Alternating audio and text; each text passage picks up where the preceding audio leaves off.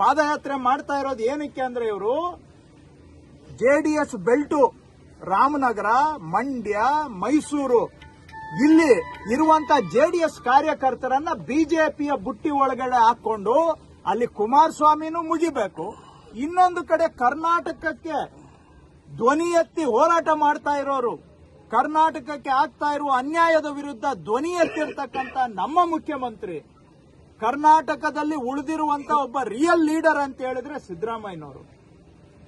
ಆ ಸಿದ್ದರಾಮಯ್ಯನವ್ರನ್ನು ಕೆಡಬೇಕು. ಪಾದಯಾತ್ರೆ ಮಾಡ್ತಾ ಇರೋದು ಏನಕ್ಕೆ ಅಂದ್ರೆ ಇವರು ಜೆಡಿಎಸ್ ಬೆಲ್ಟು ರಾಮನಗರ, ಮಂಡ್ಯ, ಮೈಸೂರು ಇಲ್ಲಿ ಇರುವಂತ ಜೆಡಿಎಸ್ ಕಾರ್ಯಕರ್ತರನ್ನ ಬಿಜೆಪಿಯ ಬುಟ್ಟಿ ಒಳಗಡೆ ಹಾಕೊಂಡು ಅಲ್ಲಿ ಕುಮಾರಸ್ವಾಮಿನೂ ಮುಗಿಬೇಕು.